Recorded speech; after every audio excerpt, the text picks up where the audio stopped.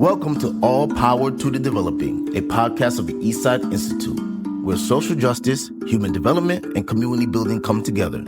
This is where you will meet activists, artists, teachers, scholars, helpers, and healers who are bringing creativity, hope, and possibility to individuals and communities all over the world.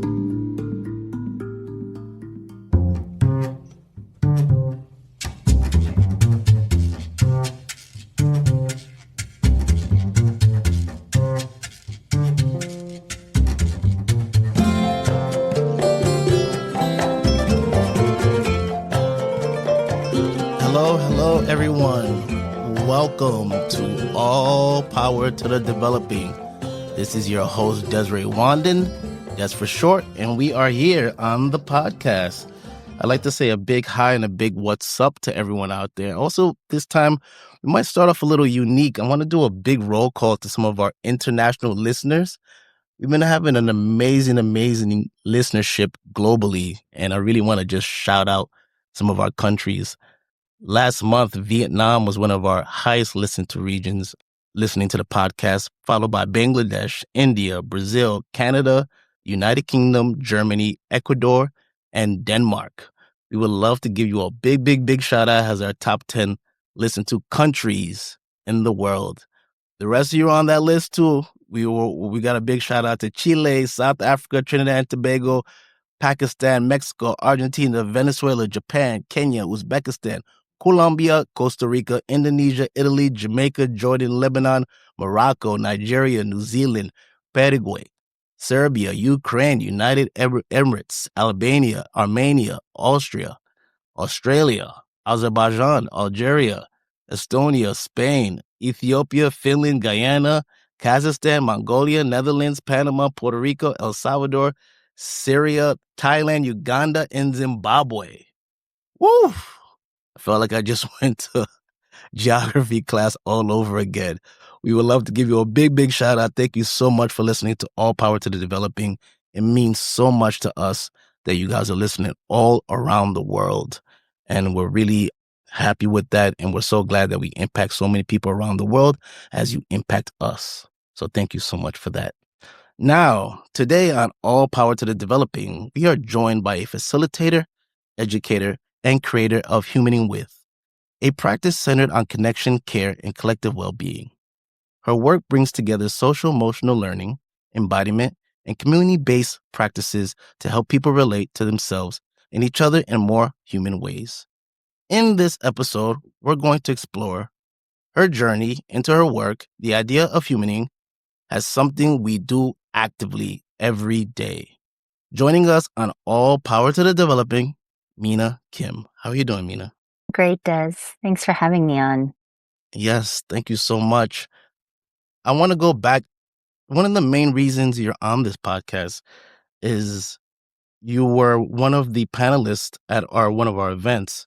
And I was actually the behind-the-scenes tech person at that event. I'm the behind-the-scenes tech person as well as the producer of All Power to the Developing. And you spoke about care pods. And it's just something that just stood out to me when you said it.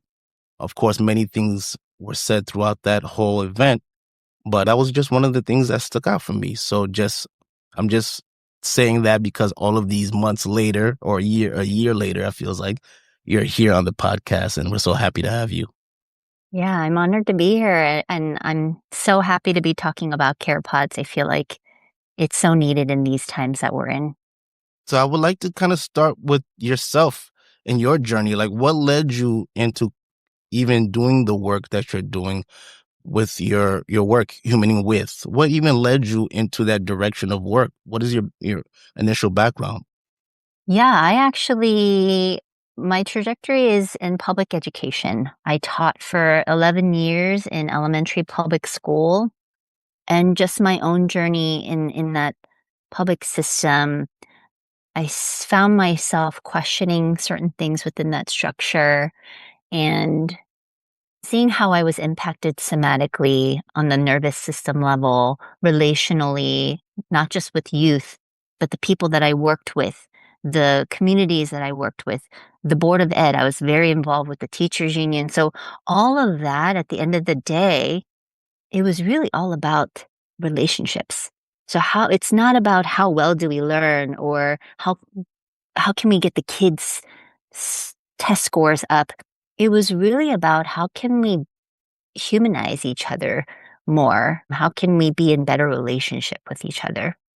And so all of that actually led me to thinking about how do I get to practice with myself and then with the people closest to me, and then how do I get to scale that out? And and were the experiences within your time in education primarily negative, positive, a mixture of both that influenced I would assume influenced the creation of Humaning With? Yeah, my time in public education, I am a big supporter of public resources. And at the same time, it's challenging to work within a system that where the foundation of it really doesn't center our humanity. And I saw that happening in the county that I worked in, the city that I worked in, the school, then the classroom, like it was showing up on all levels. And within that, I saw so many people trying to do the good work of really trying to humanize those spaces. And it was really challenging, especially as I was teaching through the pandemic. I was really burnt out. I felt myself dissociating. And the year that we were all called back into the classrooms, one day I went to go pick up the students from lunch and I paused at the entrance of the classroom and I said, "Oh my gosh, I can't feel my body." And in that moment, I realized I'm dissociated. And I told myself, you know what? I'm going to actively choose to stay dissociated because I need to do that for myself to stay safe. Like a part of me is like not physically here because it's trying to protect myself. So in that moment, I was able to honor the fact that this was a way to keep me in survival mode. And at the same time, I recognize, oh, I can't keep doing this. This is not sustainable. And so that year, I actually resigned from public school. Thank you for sharing that. It's so interesting you share that. I've actually been watching. I don't know how it popped up on my feed. Maybe because I'm a former kind of educator myself, a teaching artist in the schools, but so much conversation around teachers resigning or having fatigue or leaving the educational system because they don't feel supported or just the environment is not conducive to them wanting to be a teacher, which is what they dreamed of being, just teaching. So you sharing that, thank you so much for sharing that. What were the next steps for you? Was it just to sit and reflect of everything you've gone through? And was that what led you to creating Humaning With? Actually, it was during the pandemic in 2020 when I actually, this was when it was lockdown. Everybody was indoors and isolated. And in 2020, my friend, Sandra Kim, put out an invitation for a BIPOC collective care pod. And it was a 5-month long experience. And I thought, I have all the time in the world right now to do something like this. And I would love to explore what is a collective care pod. And in that, we really got to learn about what are some ways that we could try to heal with each other, how to really deepen in what collective care really looks like, especially in these unprecedented times. And instead of leaning into systems that often where our needs cannot get met, how do we get to turn towards each other that in a very consensual, trauma informed based way? And so I got selected to be in a pod of up to, there were 4 of us. One person in San Jose, California. I was out in Baltimore, Maryland at the time. I had a friend in Chicago and then somebody from New York City. None of us had known each other and we all showed up virtually. And this is only supposed to last 5 months. We're still meeting to this day, every month, checking in monthly. And I really feel the longevity of how we've been nurturing this space of care over time. And that was sort of the jump off for recognizing there are other pods that are happening around me. I mean, pandemic, we heard people say care pods. Pods were happening during the pandemic. Not all of it was happening very responsibly. And it's like something clicked in the collective that said, hey, we know how to be together. This is an ancestral, like primal way of survival where our ancestors, they had to be in pods. They had to be tribal to collect resources, to keep each other safe, for to keep the species going, like for reproductive reasons, all of those reasons, that's like in our DNA.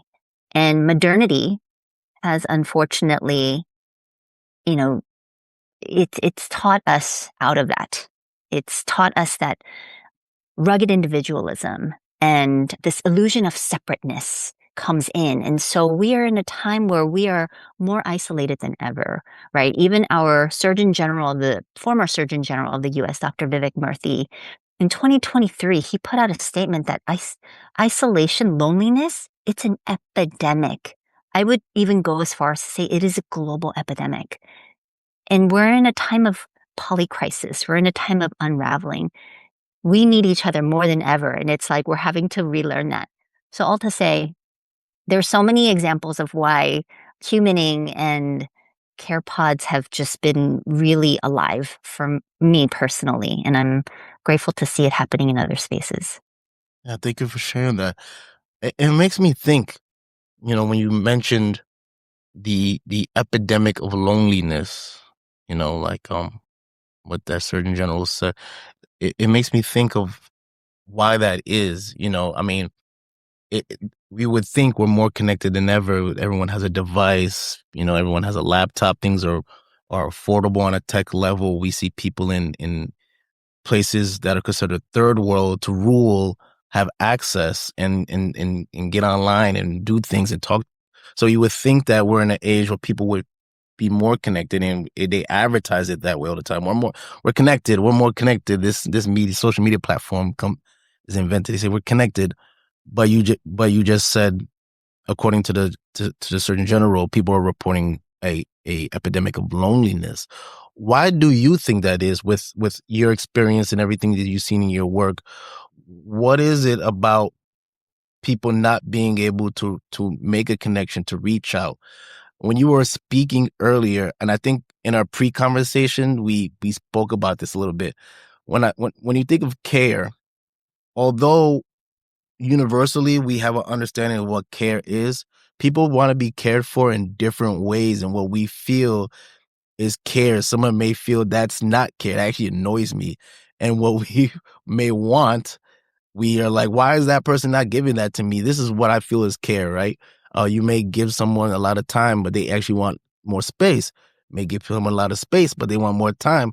So the complexities of how people want to be cared for, what people consider care versus what they don't consider care. I know there's a lot I just added into the mix of the pot right there. But with everything in your work, what is it that you're seeing that people are having a hard time connecting and Yeah, kind of creating care in this way? sure. I'll respond to your first question. I know a lot of people have spoken about this. I'll share it in my 2 cents. Why are we more isolated than ever? It's really interesting when people use the word advancing technology. The technology is advancing. We're globally connected. And while one form of technology is advancing, other technologies are atrophying. I think our most advanced technology is actually our body. So as we're connecting more to screens and laptops, phones, we are actually disconnecting from our most advanced primordial technology, the body. And when we're not connected to our body, it's really hard to connect with other things. This is literally the vessel that we walk in.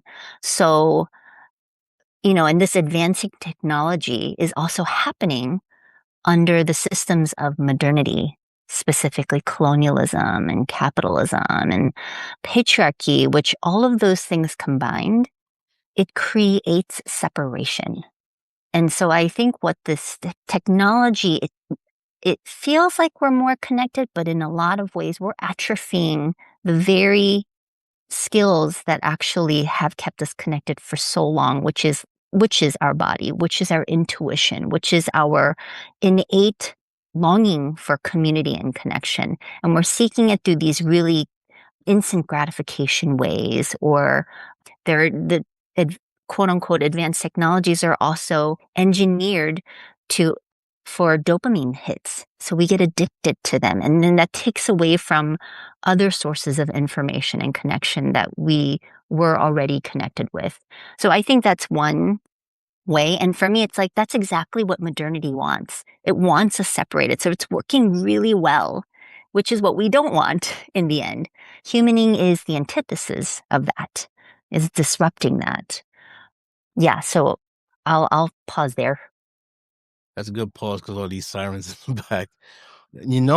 That makes total sense because when you were speaking, the first thing I thought about for some reason is there's a park in New York City I go past sometimes called McCarran Park, and there's adults. They form like an adult kickball league, and the joy, the happiness that you see on their faces. I mean, this is a game that's designated for the youth. This is a game people played in elementary, junior high school at max. But these are full blown adults, some in their 30s, and they're running, they're yelling, the teamwork, the happiness, getting the dirt on them.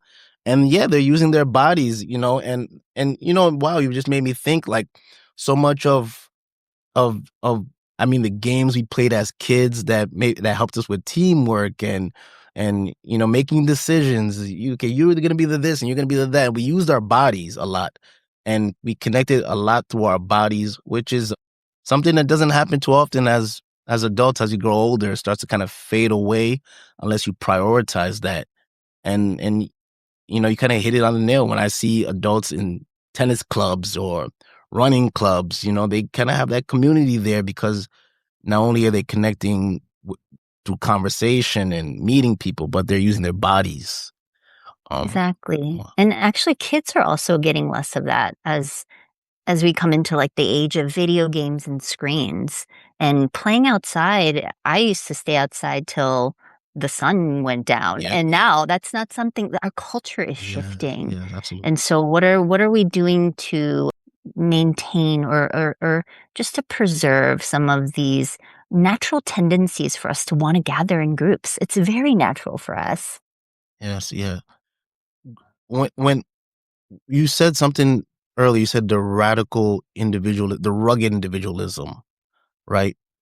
And so are you saying that seems to be more where everyone is going into is, do you think that's a bit of a survival thing?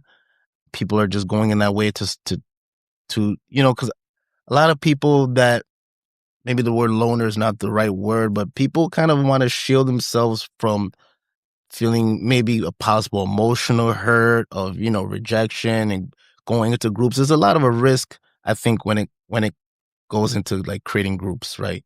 Even Yeah. even someone saying, you know, you saying, "Hey, Des, would you like to go to a gathering?" And it's all your folks, and I'm coming into a place and meeting new people. Even though I'm sure they're gonna be cool people, they're mean as people, they're gonna be cool people, but still, that kind of like, are they gonna like me? Are they going to appreciate me? Am I talking too much? Am I talking too less? What do I really share about myself? How do you break through some of those kind of barriers, I guess, for people to kind of get together in the creation of care pods through your work? Yeah. Oof, you said so much there. Yeah, again, I think that concept of rugged individualism just comes with the package of modernity. They want us separated. So, in that, we're atrophying our skills and our capacity to be in collective spaces. And, I come from a culture of collectivism. I come from a Korean culture. We're very much village mindset, and yet only just a generation away, right? My parents grew up in villages. I'm now in US modernity where rugged individualism has been shoved in my face, and I've been told pick myself up by the bootstraps. I can do it. It's, me, myself, and I. And on top of that, what I'm realizing for myself is I've also been privy to some of the toxic practices within collectivism. There are things that I love about the village mindset, and there are things that I've seen from my parents and ancestors' generation where the collectivism was really sometimes it got a little sideways. And so some of that also deterred me from being in collective spaces because because I saw some of the impact of that. And so now, and to your point, there's also then the risk. When I'm in the collective space, there's a risk of something happening that doesn't feel good. It can be really painful. It can be really uncomfortable. And at the end of the day, it's really just like the questioning of, do I get to belong here?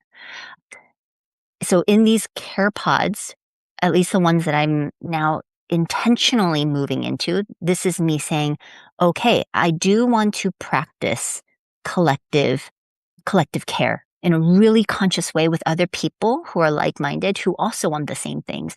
In that practice, I get to reclaim my collective culture. I get to reclaim this village mindset in an evolved way. And it's really exciting and it's really hard. I'm realizing how atrophied my emotional and relational capacity actually are because I didn't get to practice it in healthy ways. I didn't have healthy models of it. My parents are coming from post-Japanese colonization and post-Korean War. Literally, their nervous systems are wired for survival. They don't know what it means to evolve beyond that. So I inherited that nervous system. So I don't have great practices around being in collective spaces in a really compassionate, generative way. So fortunately, by luck, by ancestral guidance, I have been guided to be part of pods in a number of ways where I get to actually practice building that capacity for belonging, for relationality that's really about deepening our kinship, not just with ourselves, with the land, with more than human beings. So one example of that is the Asian Diaspora Jam team. It's through a nonprofit called Yes World. And I kind of stumbled upon it in 2017 after I resigned from teaching. I went to School of Social Work. I ended up early terminating from Peace Corps. That's a whole nother story for another day. And I remember feeling really distraught, in severe distress, and thinking, I need support when I go back to the US. And I heard about this education transformation jam.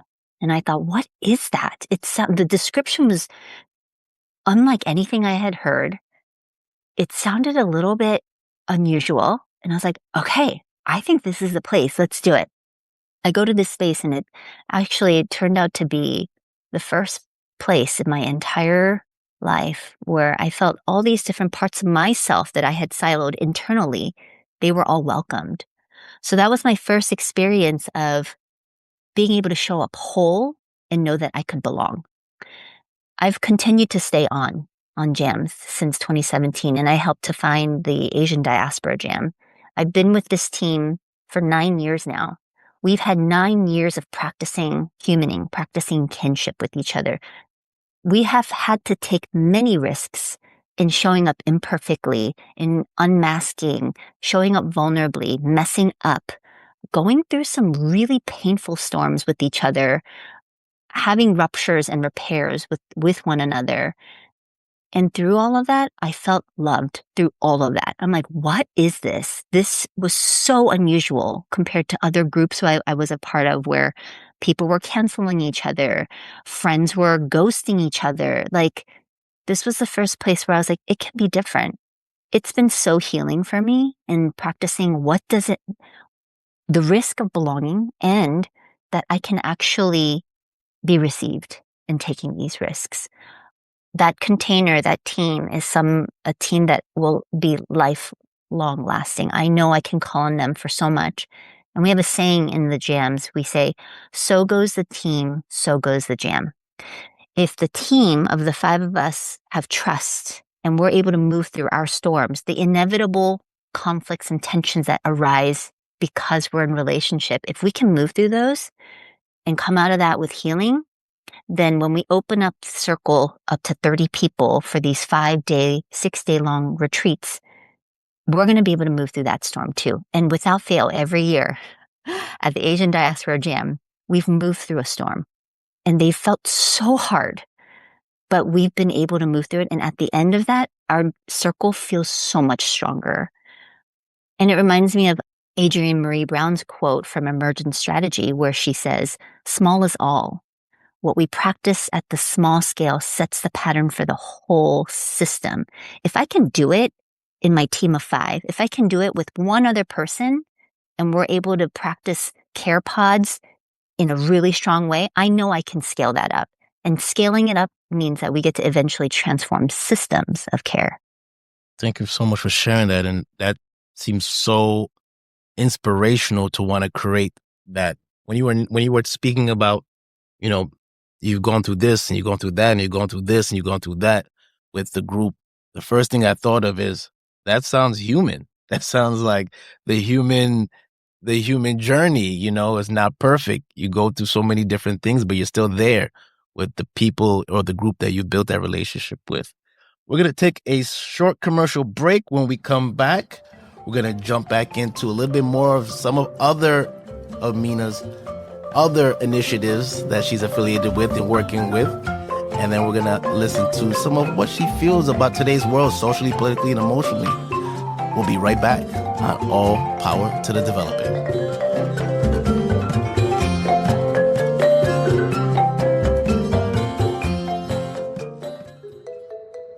Hi, I'm Melissa Meyer, Associate Director of the Eastside Institute, the sponsor of All Power to the Developing.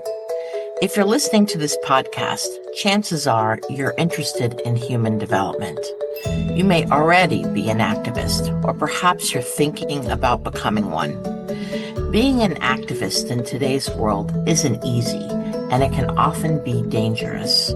It requires courage, determination, energy, and the ongoing creation of hope. That's where Developing Across Borders comes in. Developing Across Borders, like this podcast, is a project of the Eastside Institute. It brings together activists and others from around the world in weekly Zoom conversations to grapple with the emotional experience of being progressive in an increasingly reactionary world.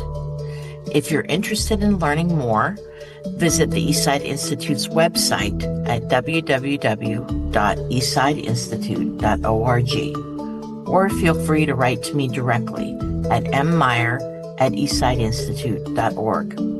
Thank you, and enjoy the rest of today's conversation.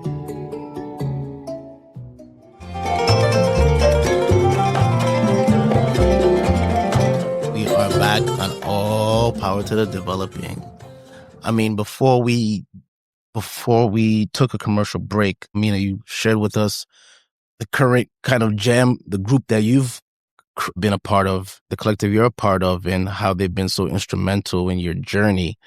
And that sounds like such an amazing care pod. I'm so jealous. I'm so envious. If one wanted to start their own or their version of it, this seems like something that could be, because the one you mentioned originally was virtual. I'm sure this is something that can be at a park, an arcade, a book, wine, without wine, with, it seems like this is something you could kind of mold and shape to meet the group's criteria or your criteria. How would someone or a group go about creating their care pod? I'm so glad you asked, Des. First, I just want to name, I don't know how many people know Joanna Macy's work, the work that reconnects, but she talks about this time that we're in. She calls it the great unraveling. That's one way, right? Where just systems are breaking down. And that's one way we can see the time, this unprecedented time of polycrisis. Another way we can see it is this is actually a time of the great turning. This is when we can actually start to transform and transition into a society that's life-sustaining. And I really believe care pods is one vital component to that. And that's being in these intentional groups, which are essentially practice labs for scaling up how care actually looks like, transformative care. And so it's really accessible to all of us. All it really takes is one other person. And it's going to require some intention setting, being really clear about why are we getting together? There's somebody named Mia Mingus who's a transformative justice practitioner. She talks about social pod mapping or social mapping with pods, and hers is in the context of transformative justice to prevent harm and violence. And she's also clear, you can do pods in lots of contexts, right? Like I'm in pods in various contexts. One is a monthly call where we do check-ins. That very BIPOC collective care pod that started in 2020, that's still happening today. We meet at the beginning of each month. We spend 1 hour and we just share from the heart what's alive for us in this moment. And we've seen each other evolve through so much over these last 6 years. And there's tears, there's celebrations, there's distress, but knowing that I get to be witnessed and I get to do witnessing in that space, that already starts to build my relational capacity. So it might be with just one other person, like who's somebody who I would love to deepen in kinship with. Then I'm really grateful to see that there are other organizations and groups and people who are actually supporting people in doing this, because some people are like, I don't even know where to start. I don't even know what that could look like for me. There's a dear friend of mine, Kazu Haga, who actually is on the Asian Jam team with me. He launched a kinship lab. He says this is an experiment in fierce vulnerability. He also has a book out called Fierce Vulnerability, where he talks about how do we show up vulnerably and fiercely in spaces for transformative direct action. And in that space, my pod that's very local, we're going to meet monthly to practice being with one another and then scaling that up in a public offering. So really there's just so many people we can look to. I would say Mia Mingus, Kazu Haga. I'm happy to email with people if they need support. And yeah, just start small. Like Adrienne Marie Brown says, small is all. If you can start small and build the capacity slowly, then we can sustain it and start to scale up with and add more people to it. And then you know what happens when we get a whole bunch of people, we can start to shift systems. Yeah. You heard it there, everyone. You're going to start small, and then we're going to build it up and build it up and build it up.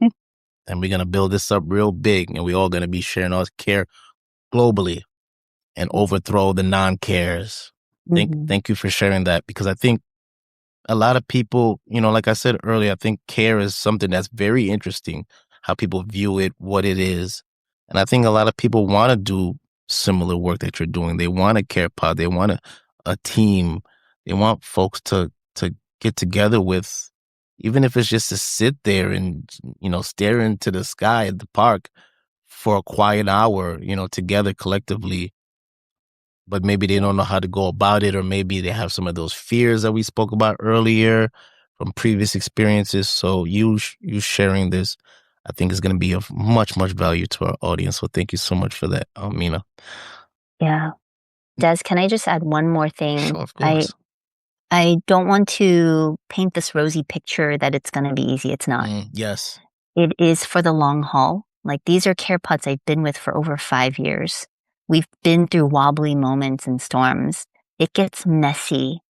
And I believe it was a civil rights activist leader who said the road to peace is loud and messy. We have to expect that we're going to be met with moments that's going to ask of us to lean into the care that might feel inaccessible. And this is where this is where the growth happens, is in those moments that feel the hardest. Actually, can we slow down with each other to be in the mess together, to go through the fire? And there are going to be moments when the care pods need to shift and people are going to come in and out. And when that does happen, can we do it with care? Like we're used to people leaving, we're used to canceling. Mm-hmm. Can we pause and actually shift our constellation, our group, with a lot of care? Even if somebody needs to leave, that's fine. It's just let's do it intentionally. and lean into resources, right? Like there are so many good resources right now about how to be in intentional community with one another. Let's look to our teachers. They're everywhere. Like nature is a great one. We see nature doing community all the time. So yeah, we're definitely not alone in this. Thank you for that. Thank you. We've spoken extensively about your website, your work. We've spoken extensively about Care Pods. Are there any other initiatives or any other projects you're working on that you would like people to know of? Yeah, I'd love to plug the Fierce Vulnerability Network. You could just Google that, Fierce Vulnerability Network. That is an extension of, I mentioned my friend Kazu, where he's launched the Kinship Lab. That has a ton of amazing, like it's a really hefty resource. So you could spend a lot of time with that. There's going to be opportunities for upcoming events. Right now, one has already been launched, which is the one that I'm in now. But keep your eyes peeled. I would even say Google Kazu Haga. He has a lot of really incredible resources on his website. One that I am still leaning into is around gift economy. He does a lot of awesome work around gift economy, but his entire website has a lot of beautiful examples of what care potting or kinshipping can look like. And the last thing I'll plug is the jams that I'm a part of. You can go to yesworld.org. They have jams all over the world. You mentioned India and Pakistan earlier on in the call. I'm like, yes, they have Egypt jams. Yeah, it's all over the world. I can't remember where else, but much of it does happen on Turtle Island, and we're extending it. So if you want to experience a care pot of sorts over like 5-6 days, go on yesworld.org and look for upcoming jams. Yes. I'm about to check the website out right after I get off this podcast. Lastly, the name of this podcast is called All Power to the Developing. When you hear that, what goes through your mind? What is something that goes through your mind when you hear all power to the developing? Oh, all power to the developing. To me, the word humility came up, that, it really is about the journey. We mean that destiny, that we're like the North Star, or where we want to go. It's aspirational. It reminds me of like that long arc of justice. Like we are moving towards that. And there's a lot of, as long as we stay the course and we support each other, we lean into each other, we're going to be able to walk each other home. Yeah, I'm just feeling really humbled by all power to the developing. We are always growing and evolving. This is one of the most pivotal moments of developing as we are what I would like to call the great turning. I really believe in us. I believe that we are in this great turning. We're going to make that turn, but we really need each other to do it. And that power, let's couple that with love and fierce vulnerability. Yeah. Yes. Snapping my fingers to all of that. Lastly, if people would like to get in contact with you, if people would like to support you in any way, how could they do so? I have a website, humaningwith.com. I have a Instagram handle, humaningwith.mina. I am also happy to connect with folks over email, which is mina@humaningwith.com. And yeah, just come to one of the jams. I'd love to have you be a part of the Jamily, and we'll be connected for life in that way too. I like that, Jamily. I like that. That's nice. I like that. And you heard it there. We're going to put all of that information into the description section right for you when this episode comes out. Thank you so much, Minna, for being on this podcast. You have a caring voice too. Not only, like, you have a very soothing, caring voice. So this is like a very relaxed podcast, even though it's very hard-hitting, but very relaxed too. Awesome. Thank you, Des. I'm so honored. Thank you. No doubt. This has been All Power to the Developing. We are available on most all digital streaming platforms. Please listen to us, comment, subscribe, comment, like. I said it twice, yes. Please support us. We would love all the support we're gaining all over the world, all of the attractions. If you love this episode or any other episode, please write to us. Let us know what you loved at podcast@eastsideinstitute.org. That is podcast@eastsideinstitute.org. Write to us. Let us know what you loved. We would love to read your response at the end of an episode. Thank you so much once again, Minna. And once again, this is All Power to the Developing. Peace out.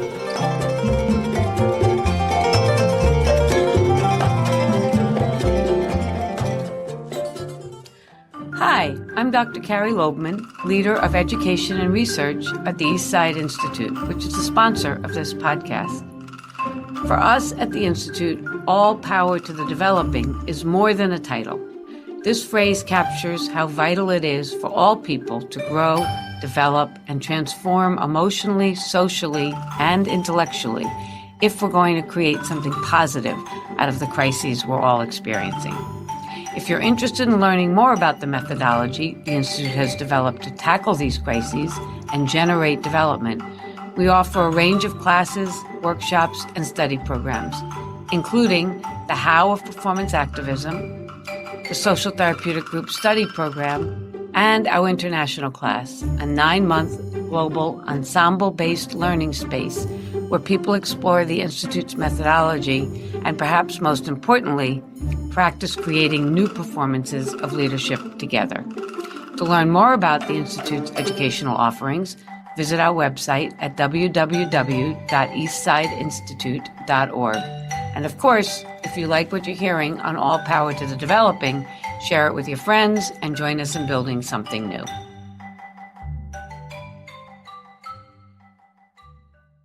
All Power to the Developing was made possible in part by Growing Social Therapeutics, the Baylor Wolf Fund,